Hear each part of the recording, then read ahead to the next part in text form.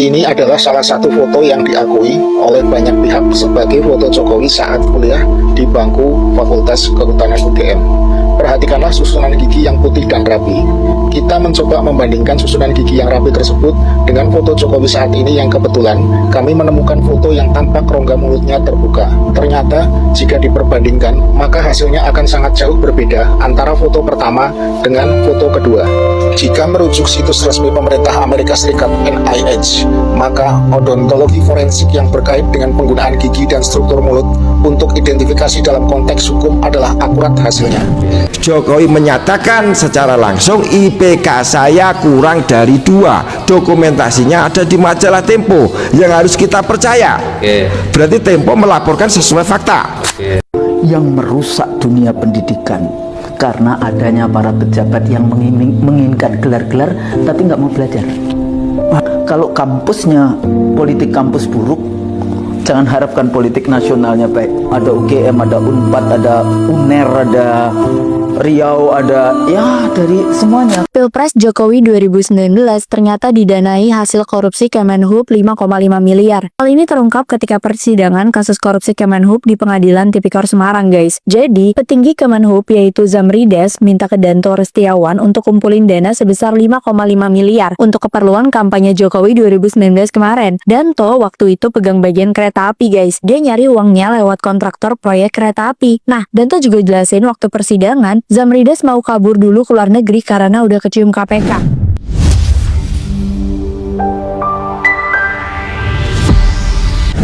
Assalamualaikum sahabat Indigital News. Gugatan sejumlah tokoh, aktivis, hingga pakar telematika Roy Suryo soal status ijazah sarjana Jokowi saat ini kembali mencuat setelah munculnya foto ijazah Jokowi di media sosial.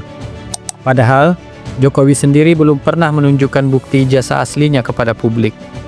Seperti yang telah kita ketahui, sebelumnya Bambang Tri, penulis buku Jokowi Undercover, dan Gus Nur yang dikenal sebagai dai dari golongan NU, telah dijebloskan ke penjara dengan tuduhan perkara telah menyebarkan berita bohong setelah mengungkapkan penyelidikannya terhadap ijazah sarjana Jokowi yang dianggap palsu. Yang terbaru, seorang ahli forensik alumni Universitas Gadjah Mada yang bernama Dr. Rismon Sianipar dikabarkan mengalami teror, ban mobil yang bocor, dan kaca mobil yang pecah setelah melakukan investigasi dugaan kasus ijazah sarjana palsu Jokowi.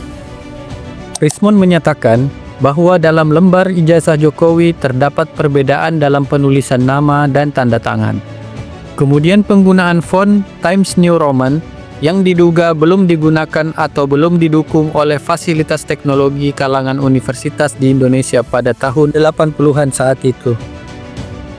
Rismon Sianipar juga membantah klarifikasi dari pihak dekan Universitas Gadjah Mada bahwa ijazah Jokowi itu asli, karena tidak ada bukti riwayat akademik yang jelas kapan Jokowi melakukan KKN atau kuliah kerja nyata.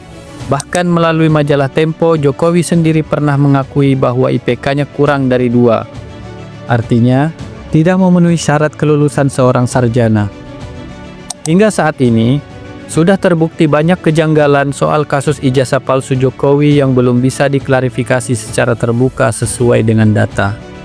Jika benar terbukti, Jokowi bekerja sama dengan pihak Universitas Gadjah Mada untuk melakukan pemalsuan ijazah, maka sejarah akan mencatat betapa bobroknya integritas perguruan tinggi dan buruknya kualitas kepemimpinan negara ini, karena pernah dipimpin oleh seorang pelanggar hukum.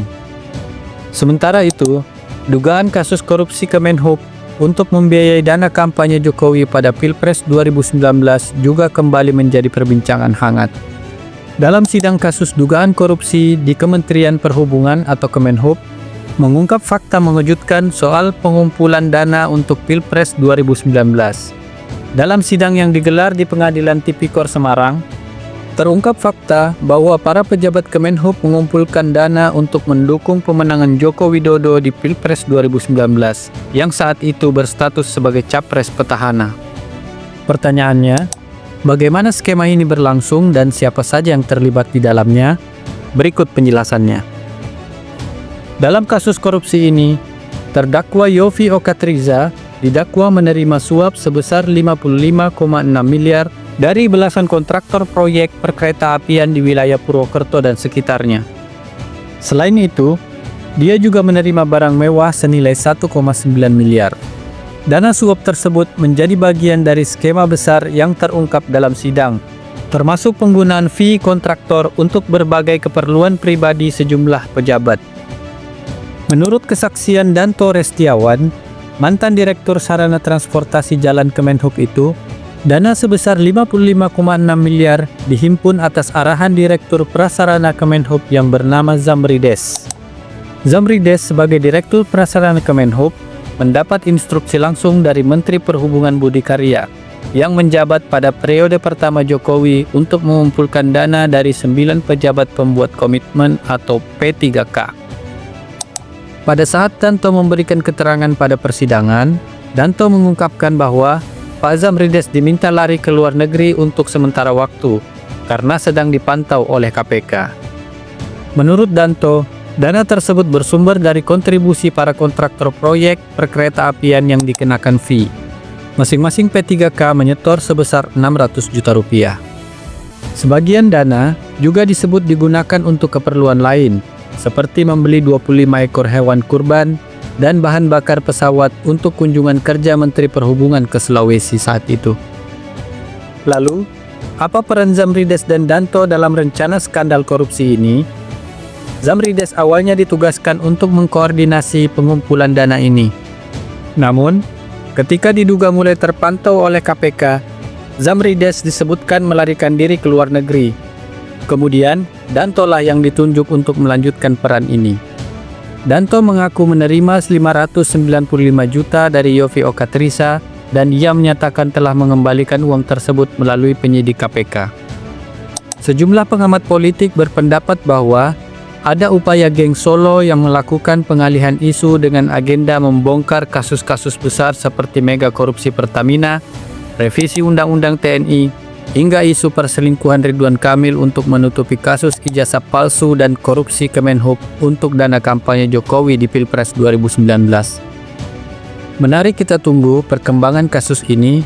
Harapannya, semoga kebenaran akan terungkap dan keadilan bisa ditegakkan di negara ini. Terima kasih telah menyaksikan konten ini hingga akhir. Wassalamualaikum.